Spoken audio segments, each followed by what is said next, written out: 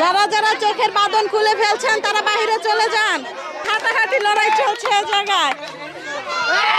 এই পায়ে গেছে একজন। আসসালামু আলাইকুম দর্শক, আমি আজকে এমন একটা খেলা নিয়ে উপস্থিত হয়ে গেছি, আপনারা লাস্ট পর্যন্ত দেখলে অবশ্যই বুঝতে পারবেন যে পর্দার আড়ালে থেকেও যে মেয়েরা করতে পারে, পর্দার অন্তরালে থেকেও মা বোনেরা করতে পারে। তো খেলা কিন্তু শুরু হয়ে গেছে। মূলত আমি মহিলাদের একটা খেলা নিয়ে চলে আসছি মাদ্রাসার অভিভাবকদেরকে নিয়ে। মাদ্রাসার যে ছাত্রছাত্রী আছে তাদের অভিভাবক নিয়ে আমি নিয়ে আসছি হাঁস খেলা।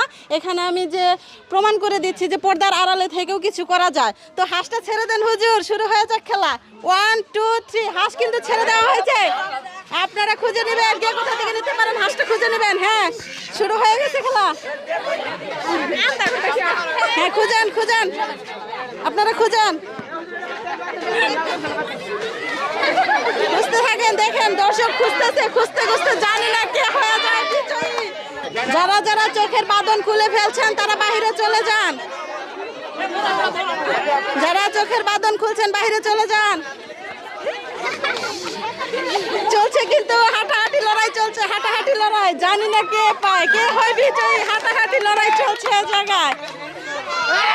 এই পায়ে গেছে একজন। দেখি কে হয়েছে বিজয়ী। আমাদের মা বোনদের মাঝখানে একজন হয়ে গেছে বিজয়ী। তো আমরা বিজয়ের মুখটা খুলে নিচ্ছি, দেখে নিচ্ছি। দেখেন যে প্রতিভা কাকে বলে, একসাথে দুইটা গামছা দিয়ে কিন্তু তাকে বাঁধা হয়েছে। সে যে 2 নাম্বারের জন্য করতে না পারে, এই কারণে তাকে 2টা গামছা দেওয়া হয়েছে। তারপরে সে ফার্স্ট হয়ে গেছে, হাঁসটা পেয়ে গেছে।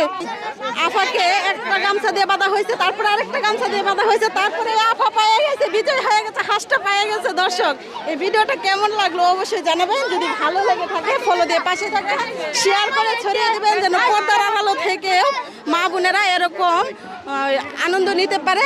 আল্লাহ হাফেজ।